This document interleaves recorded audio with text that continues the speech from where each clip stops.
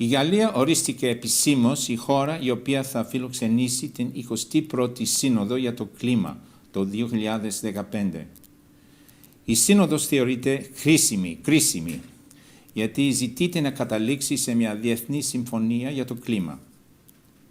Οι πρωτοβουλίες που αναπτύσσονται σε επίπεδο αυτοδιοίκησης, οργανώσεων της κοινωνίας των πολιτών και επιχειρήσεων στοχεύουν, όπως λέγεται, να ενισχύσουν την κινητοποίηση των κρατών.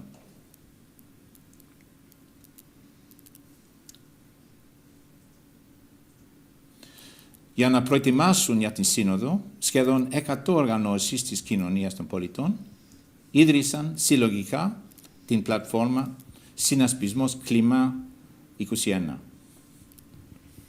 προκειμένου να δημιουργήσουν την πίεση που κρίνεται ότι απαιτείται. Η ομάδα Εν Ουρανής υπέβαλε αίτηση να προβάλλει στο Παρίσι, μέσα στο πλαίσιο των εκδηλώσεων των πολιτών στην Σύνοδο για το Κλίμα, ένα βίντεο από τη συνάντηση που πραγματοποιήθηκε στην Αθήνα στις 4 Οκτωβρίου με τίτλο «Τα αεροσκάφη ψεχάζουν τέφρα άνθρακα», J. Marvin Herndon. Θα παίξουμε τώρα αυτό το βίντεο και μετά από αυτό θα συζητήσουμε με τον Χρήστο Κοτσιρέα ποιες να είναι οι ενδεχόμενες επιπτώσεις αυτών των αποκαλύψεων στην Ελλάδα και στην Ευρώπη και ποια για το ακτιβιστικό κοινό θα μπορούσε να είναι μια κατάλληλη και επαρκής αντίδραση. Το σημερινό μας θέμα είναι κάποια νέα στοιχεία που έχει φέρει στη συζήτηση για τους μυστικούς αεροψεχασμούς. Ο Αμερικάνος καθηγητής J. Marvin Herndon, τον βλέπουμε εδώ. Στην επόμενη φωτογραφία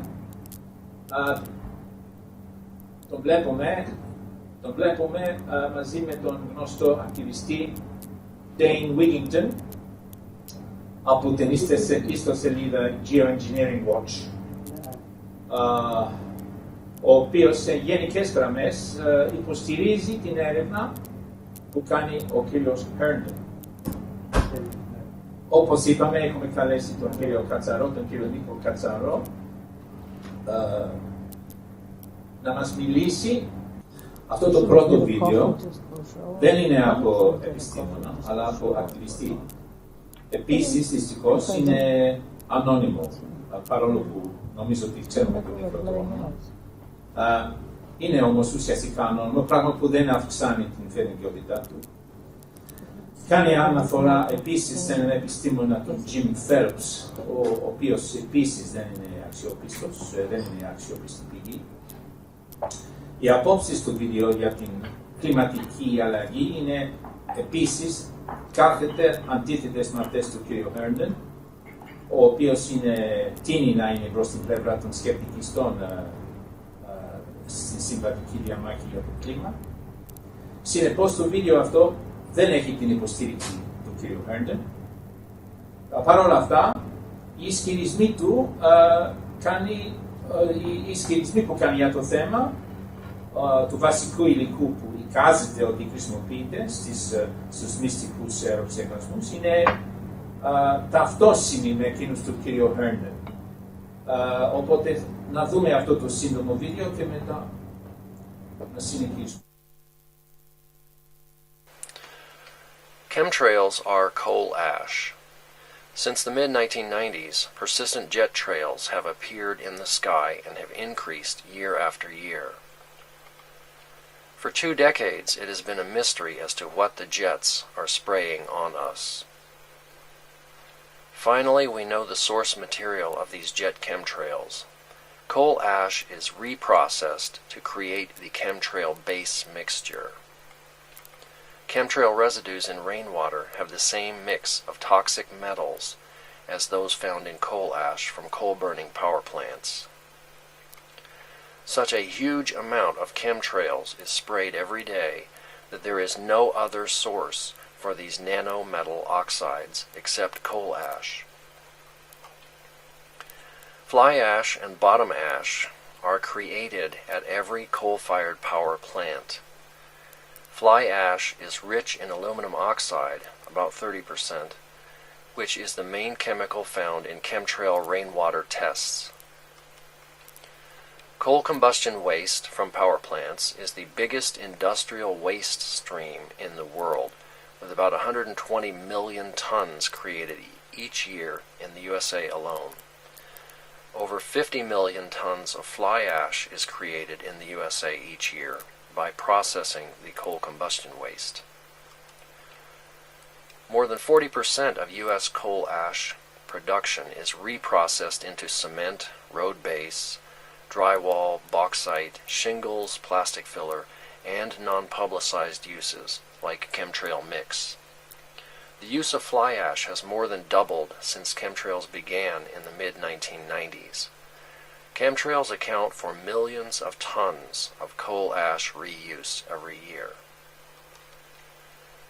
Secret chemtrail mix is labeled component of flowable fill in coal ash industry documents. 39% of the electricity generated in the U.S. is made by burning coal. Disposing of the ash at each coal-burning power plant is a billion-dollar problem, with most ash put in nearby landfills at a very high cost. After the Kingston, Tennessee coal ash spill in 2008, the electric utility paid over $1 billion and spent over 5 years to clean it up. The secret chemtrail program receives fly ash from coal-fired power plants at a very low cost, since the power plant operators are trying to get rid of the ash. Railroad or barge transportation makes it easy to move millions of tons of processed fly ash to secret air bases. All coal electric utilities use transportation, such as railway, to bring coal to the plant. Therefore, it's very easy to remove the fly ash. The low cost of the fly ash, the existing processing facilities, the easy transportation, all out in the open, and the lack of public awareness concerning coal waste make fly ash the ideal source material for the secret chemtrail program. Patent number 5003186 describes cooling the earth with metal oxides sprayed into the stratosphere. Fly ash has the right size and mixture of metal oxides, so a minimum amount of processing is needed to create a ready-to-spray, water-based chemtrail slurry. Coal fly ash has the correct size, 10 to 100 microns according to the patent, to be used as a Welsbach reflective material when sprayed in the upper atmosphere. In addition to aluminum, rainfall testing shows a variety of toxic metals which are all found in coal ash, depending on the source of the coal. This rainfall test from Chico, California has high readings in aluminum and barium. This rainfall test from Alachua County, Florida shows high aluminum every day and high barium on a single day. Coal ash is composed primarily of oxides of silicon, aluminum, iron, calcium, magnesium, titanium, thallium, sodium, potassium, arsenic, mercury, and sulfur, plus small amounts of radioactive uranium and thorium. Barium, Ba, is always present in coal ash and is found in most chemtrails. This California rainfall test shows aluminum, barium, and strontium over a 2-month period in January 2014. Fly ash with low barium may have barite mined and added before spraying. Coal ash has dangerous amounts of radioactive uranium, radium, and thorium. Chemtrailed areas are being poisoned with depleted uranium, naturally occurring uranium-238. Radioactive uranium is found in all coal ash. Radioactive thorium is a Welsbach material and is found in the most common type of coal ash, bituminous and subbituminous. Welsbach Materials patent shows how aluminum oxide, thorium oxide, and other metal oxides can reflect sunlight back into space in an attempt to cool the planet. However, barium is not mentioned as a Welsbach reflective material. If barium is not a reflective metal, why is it being found in chemtrail rainwater tests? According to Jim Phelps, the father of the chemtrail program, barium is used to remove fluoride from the atmosphere caused by coal-burning air pollution, before the fluoride can create methane from other hydrocarbons, which is called cracking. 1 million metric tons of fluorine are released worldwide each year according to scientific measurements. These fluoride compounds are extremely strong greenhouse gases, about 8,000 times worse than carbon dioxide, for trapping heat in the Earth's atmosphere. According to the Jim Phelps documents, chemtrails must be sprayed to protect the world from hydrogen fluoride, which is created by burning coal. Chemtrail skeptics say it is impossible to create and purify a worldwide supply of aluminum, barium, and strontium and other metal oxides without being detected. Every coal-fired power plant has an area for processing the coal ash for either disposal or for reprocessing and shipping to another area. Skeptics say chemtrails don't exist because it is impossible to create and transport so much spray mix all over the country without someone finding out. Coal ash is already shipped all over the country using trucks, rail cars, and barges, so it is easy to move the chemtrail mix out in the open to USAF and secret air bases all over the USA and Europe. Όσον αφορά τώρα την τελευταία δημοσίευση που έγινε σε ένα αξιόλογο περιοδικό, πρέπει να το αναφέρουμε, του κυρίου Χέρντον, ο οποίος ούτε λίγο ούτε πολύ ήταν γνωστός σε εσάς. Καθόλου ποτέ. Αλλά από ό,τι είδα και στην επιστημονική κοινότητα υπάρχει ένας δείκτης της ικανότητας των επιστημόνων που λέγεται Citation Index, που αναφέρει πόσες δημοσιεύσεις έχεις ή πόσες αναφορές έχουν κάνει άλλοι στις δικές σου δημοσιεύσεις. Αυτό δεν σημαίνει ότι δεν μπορεί να λέει και κάτι σημαντικό. Αναφέρει και ο ίδιος, και αυτό είναι προς τιμή του, πάρα πολλές φορές μέσα στη δημοσίευση αυτή, ότι πρέπει να γίνουν περαιτέρω έρευνες. Και πράγματι σήμερα πάντα βέβαια, αλλά ιδιαίτερα σήμερα, εάν κάτι που αναφέρει κάποιος δεν επαληθευτεί και από άλλα ανεξάρτητα εργαστήρια, δεν έχει καμία αξία. Λοιπόν, αυτό που αναφέρει και ο Χέρντον προς τιμή του είναι ότι χρειάζεται να γίνουν περαιτέρω έρευνες. Και πράγματι η εργασία του δημιουργεί πάρα πολλά ερωτηματικά. Δηλαδή, με λίγα λόγια, ο κ. Χέρντον τι λέει. Το fly ash, που είναι η τάμενη τέφρα, που στη χώρα μας έχουν γίνει και έχω συμμετέχει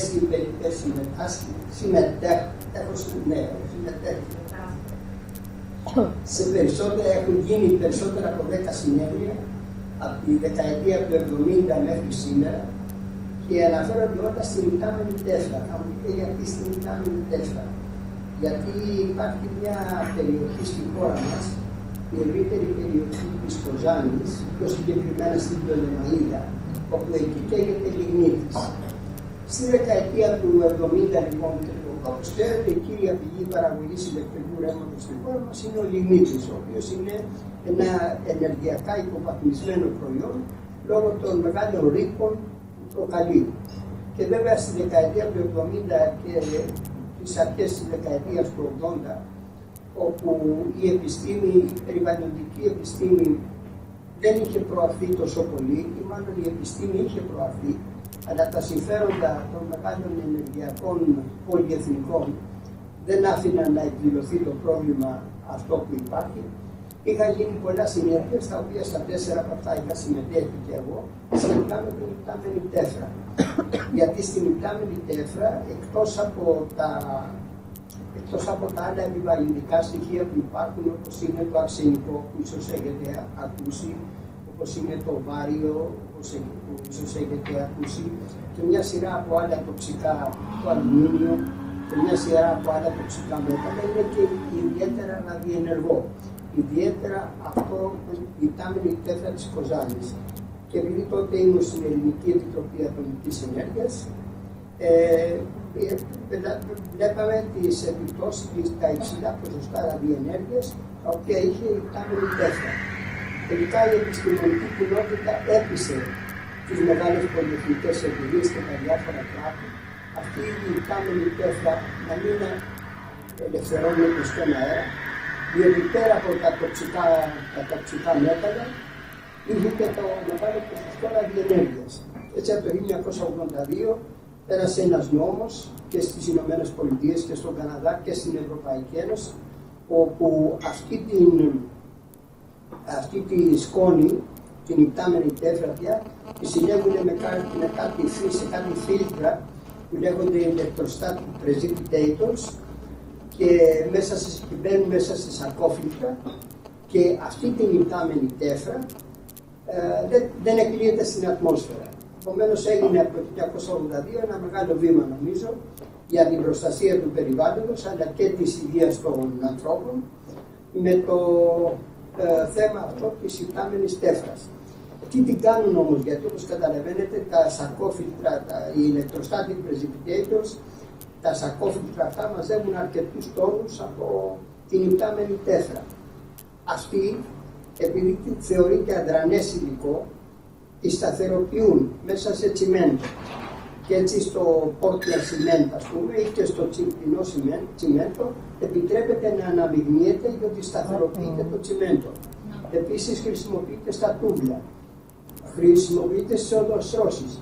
Αλλά αφού προηγούμενα έχουν γίνει μετρήσεις, όπου με την βροχή έκπληση λέγεται, όταν τους ρίχνουν νερό, δεν φεύγουν αυτά είτε από το τούμπλο, είτε από το τσιμέντο, είτε από το οδόστρωμα. Γιατί αλλιώς μολυθεί με ραδιενέργεια και τα τοξικά μέταλλα, βέβαια, το περιβάλλον. Και έτσι λοιπόν η υπτάμενη τέφρα παντού όπου παράγεται και στη χώρα μας όπου παράγεται, το χρησιμοποιούν εδώ πέρα τα τσιμέντα του Τουτάνα, τα τσιμέντα Ηρακλής που είδαμε πριν, το οικονομικό υλικό στα τούμπλα, ακόμα και για τις οδοστρώσεις.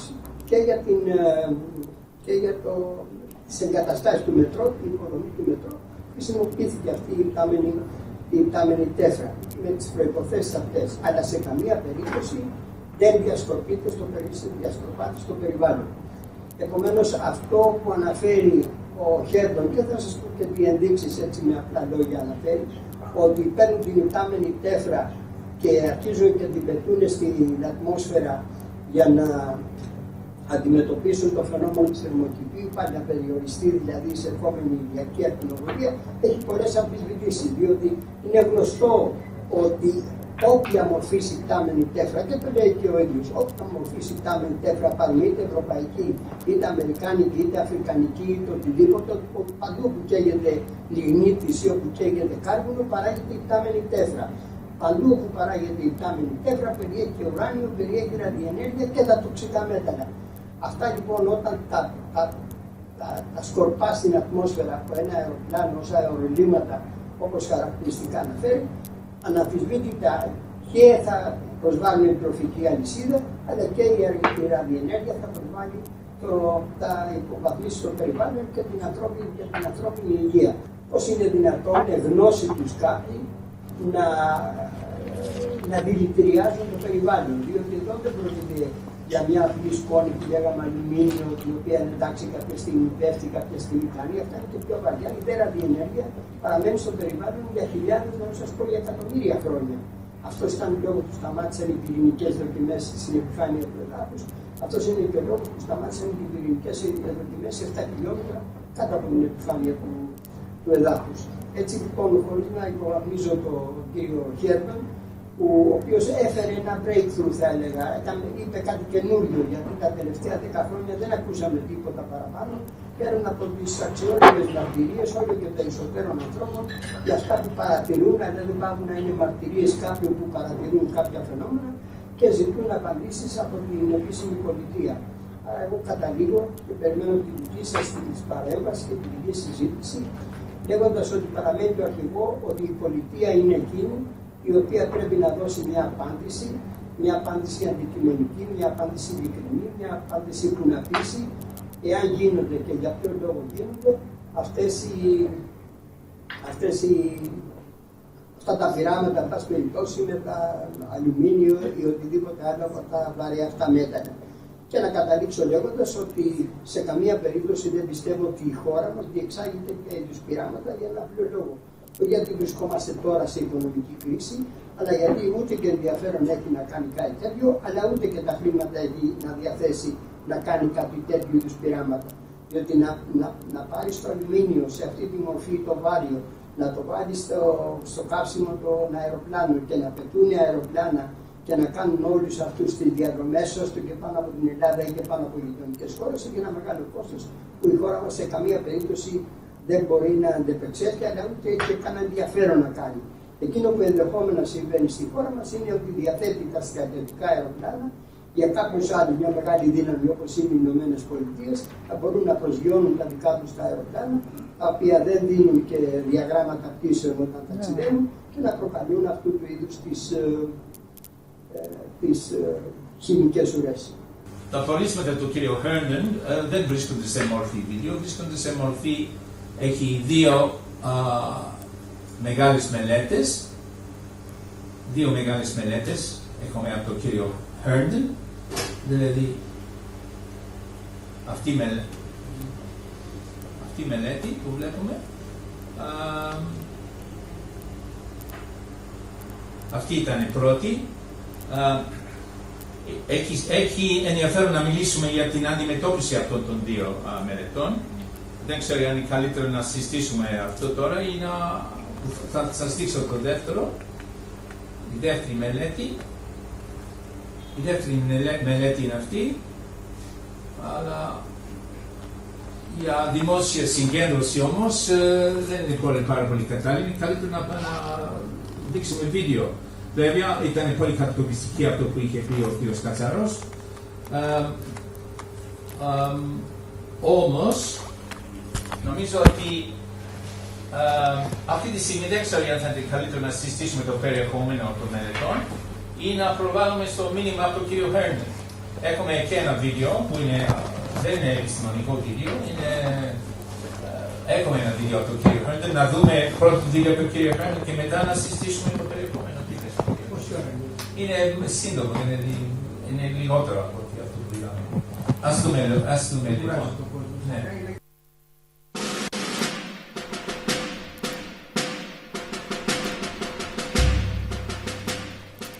Citizens of all nations, we stand together, united against a common peril. Planet Earth and her life forms are under assault. No, this is not an alien attack from another world. This is an attack by alien creatures that have risen among us. Monsters whose unbridled ignorance, arrogance, greed, and thirst for power have no limits. Worse, the monsters have absolutely no concern for the well-being of humanity, not even for their own families. University scientists should tell the truth. Instead, they deceive the public by talking about geoengineering as if it is some future possibility. Are their heads buried in the sand? Do they not see what is happening in the air above them? Do they not question? Have they no concerns for their own families? Artificial clouds sprayed by tanker jets have been reported with ever-increasing frequency for at least 15 years. Since about 2013, it has ramped up to full operational level over America and elsewhere on the globe. But what are they spraying? No answers from authorities, just silence or lies. Why the secrecy? Why? Because there is strong evidence that the main substance they are spraying is coal fly ash, a toxic nightmare that can be inhaled or enter through skin and eyes. Our body's moisture is all that is required to release a host of toxins in chemically mobile forms, including aluminum, implicated in neurological diseases. The monsters are poisoning humanity. To members of the National Science Academies, I say this: tell the truth about what has been happening in the air above us. Warn people of the dangers, the risks to health. Admit that knowledgeable scientists have too little understanding of Earth's complex behavior to even consider geoengineering. To politicians, I say this: serve the interest of the people who elected you. Stop this geoengineering insanity. To the International Criminal Court, I say this: if you haven't done so already, initiate an investigation into the crimes against humanity perpetrated under the guise of geoengineering. And to all those who struggle to bring an end to this inhumane activity, I salute you and I thank you. Νομίζω ότι οι δύο μελέτες που έκανε έχει ενδιαφέρον να συγκρίνουμε την αντιμετώπιση των δύο μελετών. Στην πρώτη περίπτωση το Current Science δέχτηκε παράπονα και αιτήματα να αποσυρθεί το άρθρο. Ο εκδότης ζήτησε γραπτή τεκμηρίωση της κριτικής και είπε ότι θα το δημοσιεύσει μαζί με την απάντηση του κ. Herndon. Εκείνος που είχε κάνει την κριτική όμως δεν ήταν πρόθυμος να δημοσιεύσει το όνομα του. Οπότε τελείωσε αυτή η υπόθεση, δηλαδή δεν αποσύρθηκε η πρώτη μελέτη.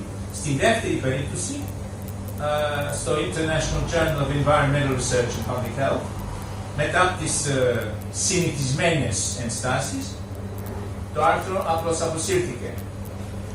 Παραβιάζοντας την επιστημονική διαδοντολογία, νομίζω, κύριε Κατσαρή, ότι αυτό ισχύει, ότι ήταν όπως λέει ο κύριος, δεν ξέρω αν έχετε δει αυτό που γράφει ο κύριος, νομίζω ότι πρόκειται για παραβίαση της διαδοντολογίας. Εδώ είναι το... δεν ξέρω, έχετε σχόλιο για αυτό. Δηλαδή, δεν υπήρχε καμία τεκμηρίωση, δεν υπήρχε ανάγκη να απλώς είπανε να αποσυρθεί από ανώνυμη πηγή και επιβλήθηκε έτσι, με το έτσι θέλω. Για όλα τα επιστημονικά περιοδικά, οποιοδήποτε άρθρο στέλνεται σε 3 αξιολογητές, 2 ή 3 αξιολογητές, και αυτοί απευθύνονται προς τον εκδότη λέγοντάς του το άρθρο αυτό να απορριφθεί, το άρθρο αυτό να δημοσιευθεί, το άρθρο αυτό να υποστεί ορισμένες τροποποιήσεις. Παρόλα τα αυτά, είναι απόλυτο δικαίωμα του εκδότη με βάση να απαντήσει στον ή οδήποτε συγγραφέα ότι με βάση την πολιτική του περιοδικού αυτό το άρθρο, το δικό σας, δεν γίνεται αποδεκτό. Επομένως είναι στην απόλυτη ευθύνη του εκδότη είτε να αποδεχθεί τις κρίσεις, να το στείλει μάλλον σε αξιολογητές να το αξιολογήσουν και να δεχθεί οπωσδήποτε την αξιολόγησή τους, ή να μην το στείλει, διότι το άρθρο αυτό δεν ταιριάζει με την πολιτική, με αυτή τη διέξοδο δηλαδή να βρει. Επομένως, για μένα βρίσκεται μέσα στα πλαίσια των δικαιωμάτων του εκδότη να κάνει κάτι τέτοιο. Οπωσδήποτε είναι στα όρια που λέτε της επιστημονικής δεοντολογίας. Δεν είναι δεν ταιριάζει στην επιστημονική δεοντολογία αυθαίρετα ένας εκδότης επειδή του ήρθε ένα άρθρο να βρει. Είναι μια δικαιολογία όμως, εάν δεν θέλει να δημοσιεύσει ένα άρθρο το οποίο ενδεχόμενο να προκαλέσει κάποια αναμουμπούλα, θα έλεγα, ή κάποιες συζητήσεις αρνητικές για το περιοδικό στην επιστημονική κοινότητα. Στην προκειμένη περίπτωση όμως, ο εκδότης είχε δεχθεί το άρθρο και έγινε κάποια παρέμβαση. Είναι και το λεπτό σημείο, διότι δέχτηκε κάποιες παρεμβάσεις και δεν δέχτηκε να γίνει περαιτέρω συζήτηση. Όταν λέει το fly ash, το οποίο να μην επαναλάβουμε την περιέχεια τι επιπτώσεις έχει, το σκορπούν αδίστακτα και μιλάμε για εκατομμύρια τόνους σε ολόκληρο τον πλανήτη. Είναι λοιπόν, κύριε Wayne, πολύ σοβαρό θέμα, έτσι να το δεχτούμε. Αυτό και ούτε το ακροατήριο εδώ είναι σε θέση, ακόμα και η επιστημονική κοινότητα να κουβεντιάσει πριν το δει, το μελετήσει σε λεπτομέρεια και μετά μπορεί να δώσει κάποιες. Πολύ σωστά κάνετε μια γενικότερη ενημέρωση αλλά σταματάει εδώ και δεν πηγαίνει στη λεπτομέρεια τι απάντησε ο εκδότης ή τι απάντησε ο Χέρντος στο εκδότη. Όλα αυτά είναι τεκμηριωμένα. Ναι, το ξέρω ότι είναι τεκμηριωμένα, αλλά δεν μπορεί να αξιολογήσει το παρόν ακροατήριο. Παραμένει όμως το σημαντικό γεγονός το οποίο είπατε και παραλαμβάνω και εγώ, ότι είχε δεχτεί το καταρχήν το δεύτερο άρθρο και κατόπιν κάποιων πιέσεων από κάποιους που την δημοσίευσαν το απέσυρε. Αυτό είναι αντιδιολογικό. Ναι, οπότε και δεν μέσα στα δικαιώματα του εκδότη. Χθες λάβαμε μια συνέντευξη που πήρε με τον κύριο Herndon η Σέρβα δημοσιογράφος Μάρα Κέραν, τη βλέπουμε εδώ. Θα το βάλουμε σύντομα online στα αγγλικά. Μέσα σε αυτή την συνέντευξη ο κύριος Herndon εξηγεί τις αιτίες, όπως τις βλέπει, για τον εκφυλισμό της επιστήμης γενικά. Επίσης εξηγεί πώς έτυχε να βρεθεί ο ίδιος έξω από το mainstream της επιστήμης, όπως είπε ο κύριος Κατσαρός. Αυτό έγινε αρχικά νωρίς στην καριέρα του, αλλά παρόλα αυτά θεωρείται σοβαρός επιστήμονας. Και θα ήθελα να πω μια παρεξήγηση που έγινε από την ακτιβίστρια, την Γιάννα Μιράτ, που έχει δημοσιευθεί. Η Γιάννα Μιράτ έχει μπλέξει αυτό που λέει ο Herndon με αυτό που είχε πει το παιδί που έκανε το βίντεο που είδαμε από το site το site Harp Report. Το έχει μπλέξει δηλαδή και κάνει μια κριτική που ισχύει όντως για το βίντεο που είδαμε, αλλά έχω εξηγήσει γιατί προβάλλουμε αυτό το βίντεο, γιατί δεν έχουμε άλλο βίντεο. Και επειδή το περιεχόμενο, όχι η προσέγγιση, αλλά το περιεχόμενο είναι ίδιο με την κριτική που κάνει με την θεωρία μάλλον που κάνει ο κύριος Herndon. Εκτός από αυτό, κάθε άλλο στοιχείο μέσα, η όλη η πολιτική προσέγγιση είναι ακριβώς αντίθετη και είναι η πολιτική που ενδιαφέρει τη Γιάννα και δεν ψάχνει τίποτα άλλο. Και η πολιτική κριτική που κάνει για το Harp Report δεν λέει ότι δεν είναι σωστή. Μπορεί να έχει και κάποια θετική πλευρά, γιατί τώρα που έχει ανέψει τα λαμπάκια της, προσπαθεί να βρει υποστήριξη μέσα στο βιομηχανία λιγνίτη. Δηλαδή το έχει βάλει στο site της τώρα. Έχει γράψει στο Greek Lignite Blogspot και ζητάει, δηλαδή στέκονται αυτές οι κατηγορίες για αυτό που συμβαίνει. Και πήρε την απάντηση, πρόκειται για πήρε αυτή την απάντηση από το Greek Lignite Blogspot, πρόκειται για γελιότητα. Η τέφρα του ελληνικού λιγνίτη πηγαίνει στην παραγωγή τσιμέντων εδώ και χρόνια. Επίσης, ένα φράγμα στο Νέστο έγινε με πυρήνα από τέφρα. Αν πιστεύει κανείς πως θα άφησαν οι τσιμεντάδες να πεταχτεί ένα υλικό που το παίρνουν σχεδόν τσάβα για να ξεχαστεί από τον ουρανό, τότε είναι σίγουρο πως κινδυνεύουμε από ομαδική παράκουση. Αυτή ήταν η απάντηση που πήρε σήμερα. Νομίζω ότι είναι πολύ χρήσιμο το ότι έχει ανοίξει αυτός ο διάλογος. Είναι κάτι που δεν έχουμε κάνει εμείς μέχρι τώρα, αλλά το έχει κάνει για τους δικούς τους λόγους τώρα η κυρία Μιράτ και νομίζω ότι ανοίγει ένας διάλογος που μπορεί να είναι προς το συμφέρον μας. Και την υπτάμενη τέφρα παντού χρησιμοποιείται και στην Αμερική και στην Ολλανδία και στην Γερμανία και στην Ελλάδα. Όχι μόνο για τσιμέντο, για οδοστρώσεις, σου είπα για το μετρό ένα μεγάλο μέρος του έγινε από αυτή την υπτάμενη τέφρα, δεν υπάρχει πρόβλημα.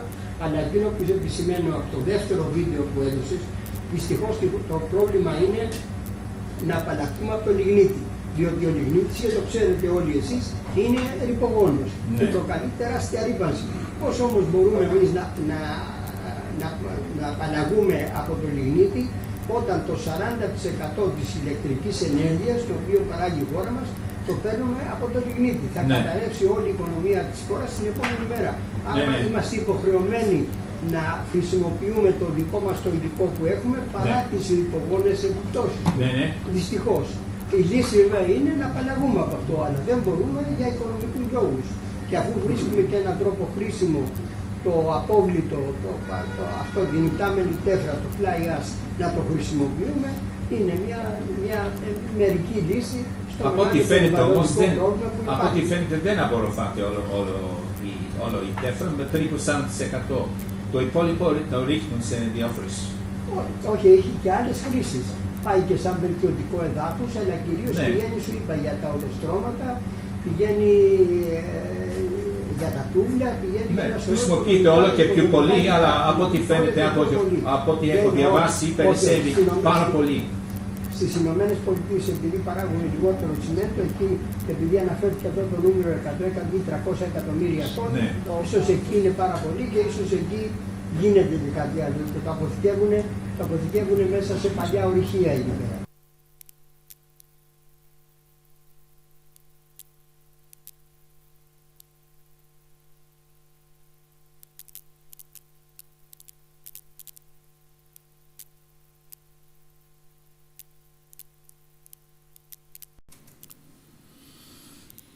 Λοιπόν, στείλαμε το βίντεο στο Greek Lignite blog και ακολούθησε ο εξής διάλογος.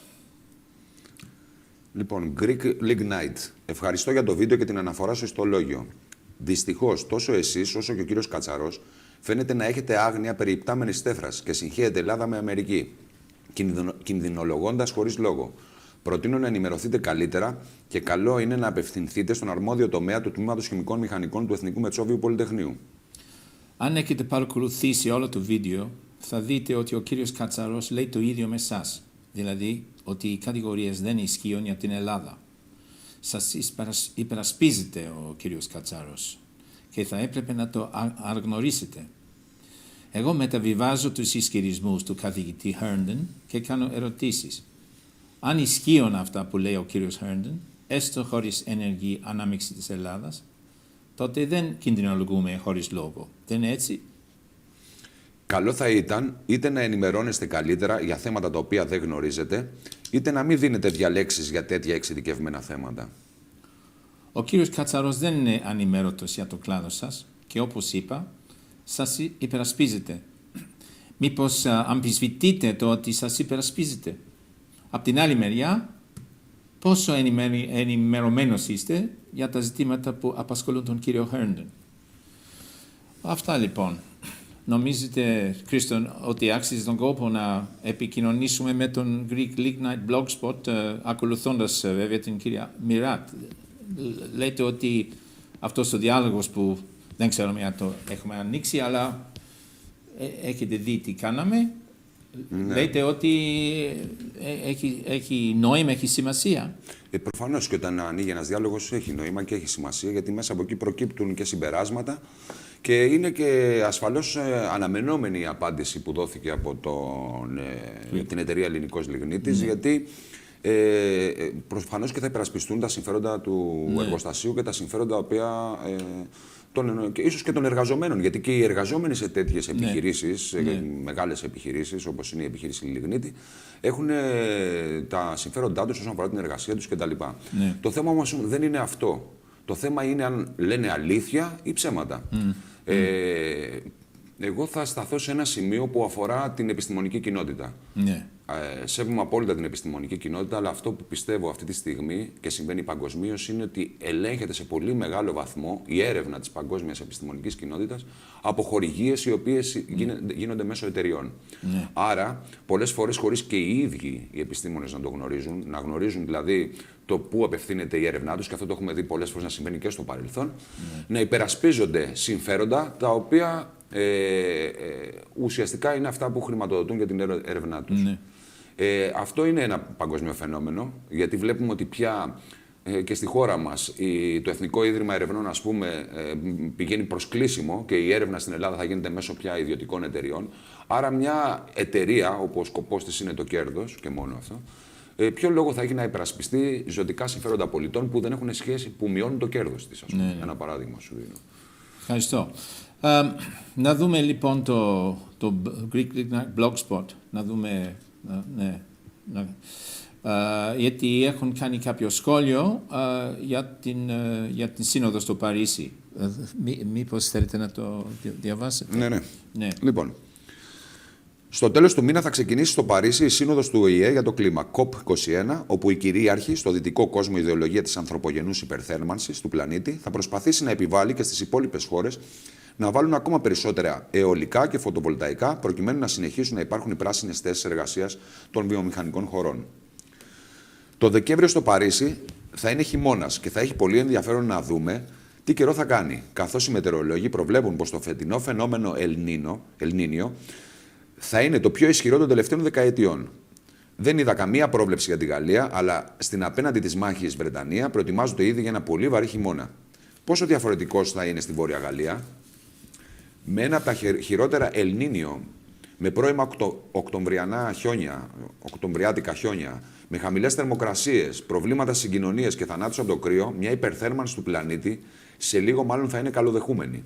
Και θα έχει πολύ ενδιαφέρον αν κατά το πρώτο δεκαήμερο του Δεκέμβρη συμπέσει στο Παρίσι να συζητήσουν για υπερθέρμανση εν μέσω κάποιας χιονοθύελλας ή ασυνήθιστα χαμηλών θερμοκρασιών.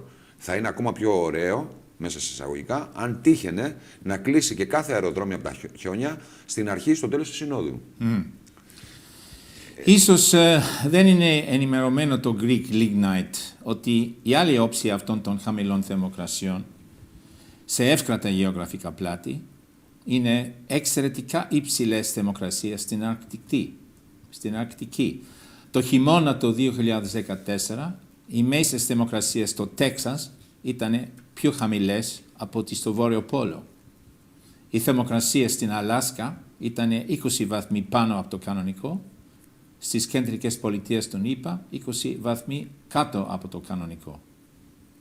Σύμφωνα με τον Dane Wigington, αυτά τα φαινόμενα οφείλονται όχι στις κλιματικές αλλαγές, αλλά στην τροποποίηση του κλίματος.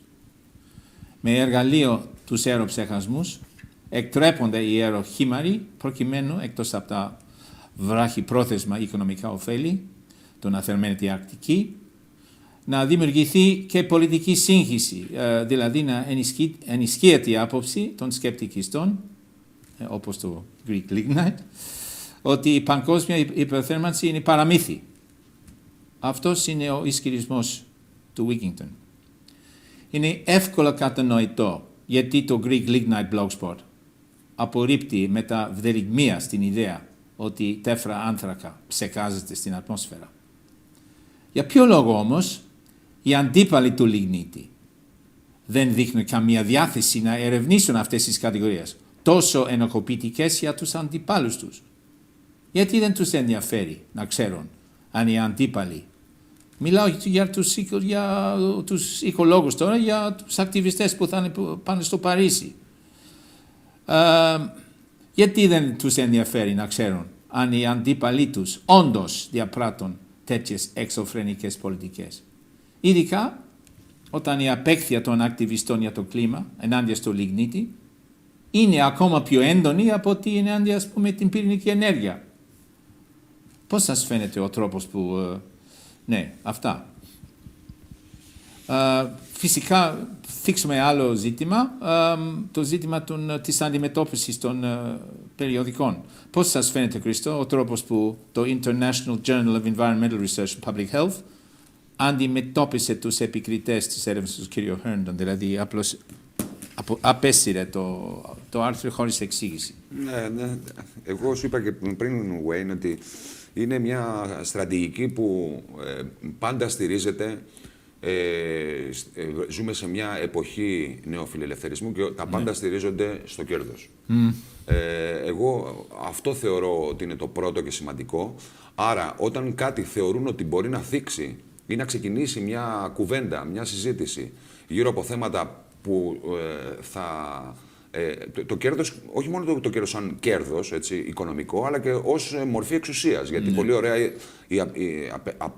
απευθύνθηκε στους πολιτικούς και είπε ότι αυτοί που σας εκλέγουν, δηλαδή αυτοί που σας χρηματοδοτούν. Δηλαδή αυτή τη στιγμή έχουμε ένα πολιτικό σύστημα που είναι άμεσα διαπλεκόμενο με την επιχειρηματικότητα, με την ελεύθερη οικονομία, με αυτούς που προσδοκούν κέρδος και συνήθως ενώ χρηματοδοτούνται υπόγεια οι πολιτικοί από αυτό το σύστημα, στην κορυφή της πυραμίδας, δηλαδή της πυραμίδας της εξουσίας, δεν βρίσκονται οι πολιτικοί σε καμία περίπτωση, αλλά βρίσκονται οι χρηματοδότες τους.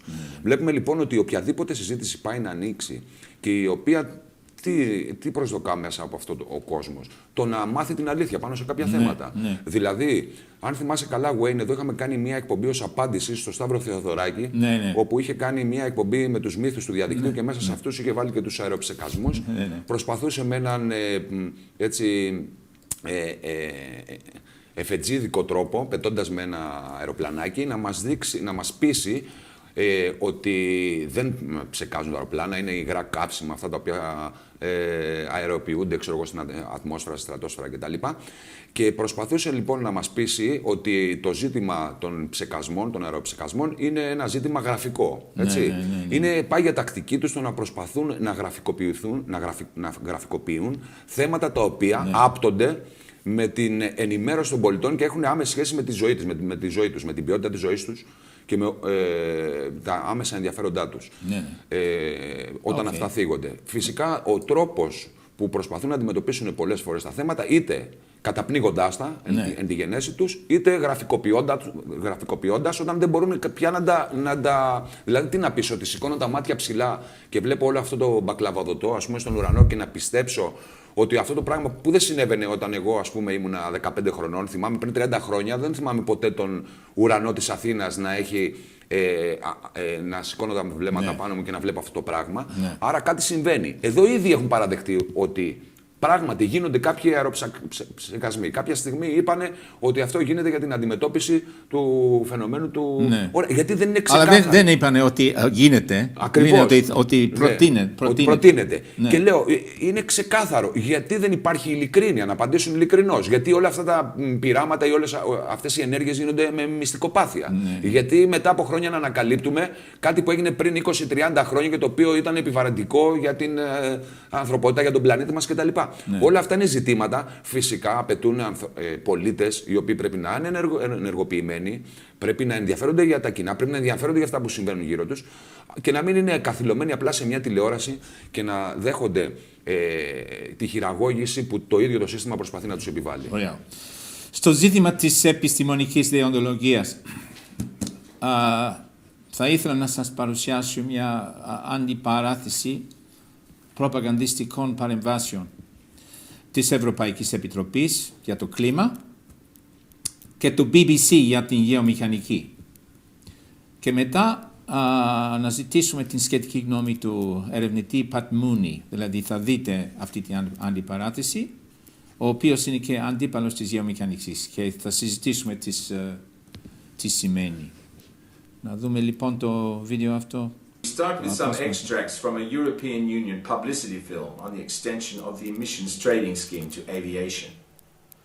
After that, we play part of a BBC publicity film on the effects of aircraft emissions on global temperatures.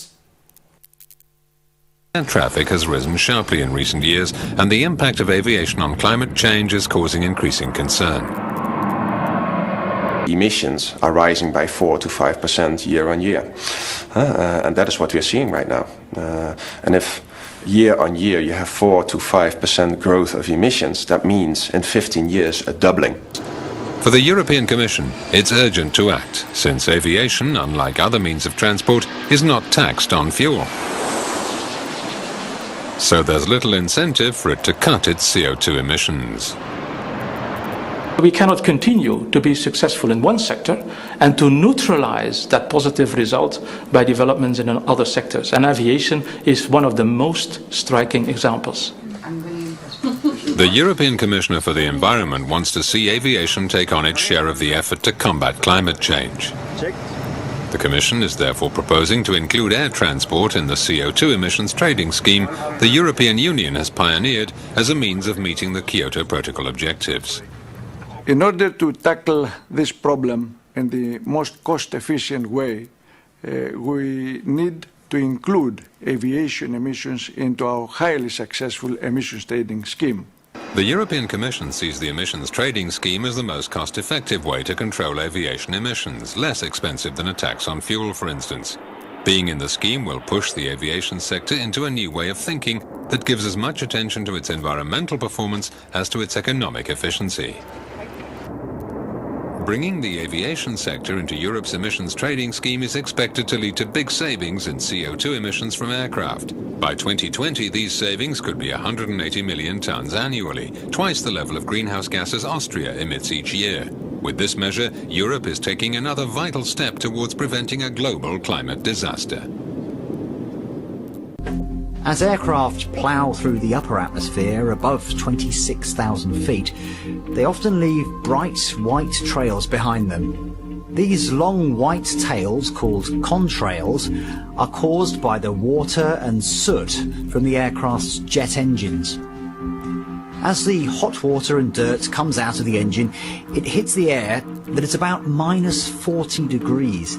It's an explosive reaction. Natural cirrus cloud sits at about 26,000 feet and reflects some of the sun's rays away back into space, having a cooling effect on the Earth beneath. When a condensation trail disperses, it turns into a form of cirrus called contrail cirrus. More reflective than natural cirrus, it can spread over an area as big as 60,000 miles. Now, more and more scientists have suggested that this contrail cirrus is affecting the temperature of the planet. After the 9/11 attacks in New York in 2001, they were given an opportunity to check this theory. Aircraft across the United States were grounded for 3 whole days, so that's no contrails for 3 days. Now, after all the data was analysed, there was an increase in temperature. A very slight increase, but an increase all the same. Now, that suggests that contrails cool the planet. The first film says that aircraft emissions are a significant contributory factor to global warming. The second film says that aircraft emissions generate contrail cirrus, which reflects sunlight and has a cooling effect that could mitigate global warming. In other words, the scientific conclusions are diametrically opposed. Now, does this mean that science in general is nothing more than a product of whatever political agenda one happens to have? If one wants to introduce a carbon tax or emissions trading, one says that aircraft emissions are part of a global warming problem, and if one wants to promote solar radiation management or geoengineering, one says that aircraft emissions can have a cooling effect and mitigate global warming. Is this an unjustified conclusion? I think it's true to say that science is manipulated by politicians all the time. It always has been historically. It's not new that in this particular situation that what's thought to be or presented as sound science is in fact, again, simply how a politician chooses to play the game. Are you familiar with the term? Okay. Έχουμε ξαναμιλήσει για τις θέσεις της Ελληνίδας ακτιβίστριας Γιάννη Μιράτα σε άρθρο που λέγεται MUFA Alert στο θέμα της έρευνας του κ. Herndon και συγκεκριμένα ως ανταπόκριση στο ερώτημα έχει οικονομική συμμετοχή το ελληνικό κράτος στην όλη υπόθεση των αεροψεχασμών, η κ. Μιράτ γράφει: ενικοποιεί το λιγνίτη μας, ενικοποιεί την ΔΕΗ, ενικοποιεί τους πιλότους μας και ενικοποιεί όλο το πολιτικό σύστημα. Όχι απλά γιατί ανέχεται να διενεργούνται οι χημικοί αεροψεχασμοί βάσει κάποιας συμφωνίας, αλλά γιατί τους διενεργεί το ίδιο.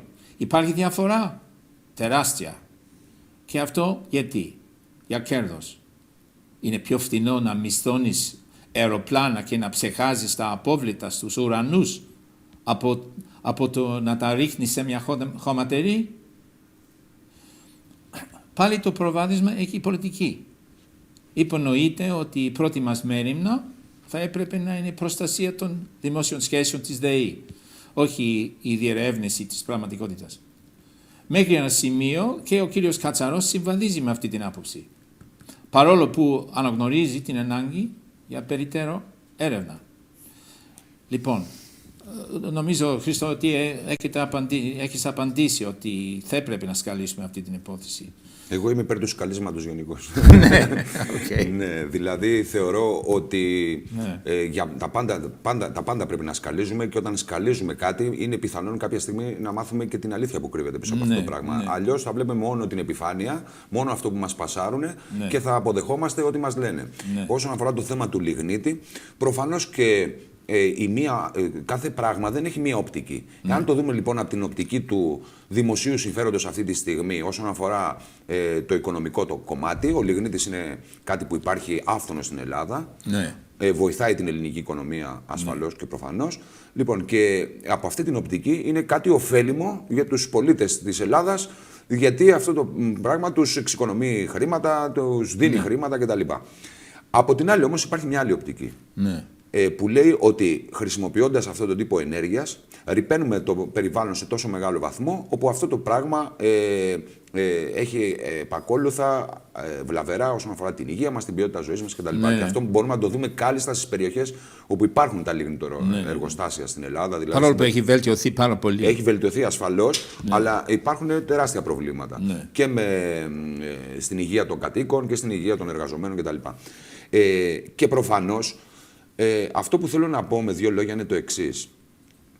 Εγώ είμαι πάντα υπέρ των ανεξάρτητων αρχών. Ναι. Πόσο δε μάλλον, όταν λέω ανεξάρτητων αρχών, δηλαδή θα ήθελα σε ένα πολιτικό σύστημα η δικαστική εξουσία να είναι ανεξάρτητη και να κάνει έρευνες σε βάθος για τα θέματα των πολιτών. Επίσης θα ήθελα η νομοθετική εξουσία να είναι ανεξάρτητη από την κυβερνητική εξουσία, από την εκτελεστική δηλαδή. Πόσο δε μάλλον ανεξάρτητη θα ήθελα να είναι η επιστημονική κοινότητα. Δηλαδή για μένα δεν νοείται επιστημονική κοινότητα να χρηματοδοτείται από εταιρείες. Η έρευνα πάνω στα πλαίσια της προόδου της επιστήμης και της τεχνολογίας γενικότερα θα έπρεπε να στηρίζεται μόνο σε κρατικούς πόρους, να μην εξυπηρετεί κανενός είδος συμφερόντων, παρά μόνο εθνικά συμφέροντα που έχουν σχέση με την ευημερία και την ασφάλεια των πολιτών. Και σε καμία περίπτωση δεν πρέπει να υπερασπίζονται εμπορικά ή εταιρικά συμφέροντα. Λοιπόν, με αυτή την έννοια θα πρέπει αυτό που πρέπει να διεκδικήσουμε ως πολίτες είναι σε καμία περίπτωση η επιστημονική κοινότητα στον τομέα της έρευνας να μην εξαρτάται από ιδιωτικά κεφάλαια, από ιδιωτικά κονδύλια και σε μια δεύτερη περίπτωση είναι να απαιτούμε από αυτή την κοινότητα να εμβαθύνει σε θέματα που άπτονται της ζωής μας, της ποιότητας ζωής μας κτλ. Και να μας δίνει σαφείς και ειλικρινείς απαντήσεις. Well, θα πάμε στο Παρίσι σε λίγο. Πηγαίνουμε στο Παρίσι και εκεί θα έχουμε μια μεγάλη φαγωμάρα ανάμεσα σε ακτιβιστές και λομπιστές, ας πούμε, αλλά και από τις δύο πλευρές θα έχουμε από πίσω εταιρείες, θα έχουμε από πίσω συμφέροντα. Δεν ξέρω κατά πόσο θα έχουμε ειλικρινή συζήτηση. Αυτό είναι κάτι έτσι κι αλλιώς. Δεν νομίζω ότι θα είναι σημαντικά αισθητή για το πλατή κοινό η παρουσία των ακτιβιστών ενάντια στους μυστικούς αεροψεχασμούς. Δυστυχώς θα είμαστε εκεί, αλλά κατά πόσο θα είναι αισθητή η παρουσία μας είναι άλλο ζήτημα. Αλλά θα έχουμε τουλάχιστον την ευκαιρία να ανταλλάξουμε απόψεις και να δούμε κατά πόσο είναι δυνατό να χαράξουμε από εδώ και πέρα μια κοινή πανευρωπαϊκή στρατηγική που λαμβάνει υπόψη και αυτό που είπες εσύ, Χρήστο. Νομίζω δυστυχώς ότι βρισκόμαστε σε μια φάση, ας πούμε πολλοί από τους συμπατριώτες μας γνωρίζουν αυτή τη στιγμή ποια είναι αυτή η περιβόητη συμφωνία TTIP, έτσι, η οποία βρίσκεται στο προσκήνιο και θα μπει σε εφαρμογή σύντομα. Οι ανενημέρωτοι λοιπόν πολίτες είναι πολύ εύκολο να χειραγωγηθούν. Βλέπουμε στην Ευρώπη υπάρχουν αυτή τη στιγμή κάποια κινήματα ενάντια σε αυτή τη συμφωνία, διότι αυτή η συμφωνία στοχεύει σε πάρα πολλά σημεία. Ένα από αυτά είναι και η αλλαγή περιβαλλοντολογικών όρων στην Ευρώπη. Επίσης, η αλλαγή που αφορά την ασφάλεια των τροφίμων στην Ευρώπη, που έχει πολύ αυστηρούς κανόνες. Και ένα τρίτο είναι με κάποιο τρόπο η κατάργηση της δημοκρατίας μέσω της κατάργησης, ας πούμε, των κοινοβουλίων, να το πούμε έτσι. Δηλαδή ότι τα κοινοβούλια πια κάποια στιγμή, στο πολύ κοντινό μέλλον, δεν θα έχουν αποφασιστικό και εκτελεστικό χαρακτήρα, αλλά θα έχουν κατά πάσα πιθανότητα συμβουλευτικό. Ναι. Αν περάσει το